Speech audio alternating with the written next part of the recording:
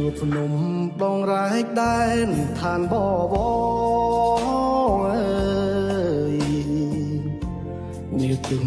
ឧត្តរជាភូមិកំណាស្រុកផ្ទុំ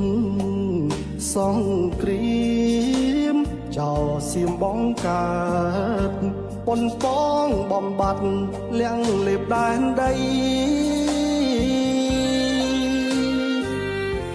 យើងតបជួមុខខ្មែរទុកចិត្តបានអើយតបយើងក្លាហានពូជមានបំឡៃទាំងលីហើយចង់បើសៃមកសៃស៊ូច្បាំងយកជ័យខ្មាំងវិនីបានស្ដាយវី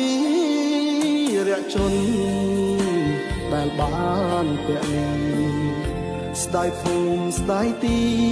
ស្ដាយខ្សោះអង្គប្រាណខ្មាំងថ្លងកំតិចខ្មាំងចិត្តដេរឆានទេវតាគ្រប់ឋានកូនសុំពរជ័យសត្រូវសួរពូដូនតាចាទុក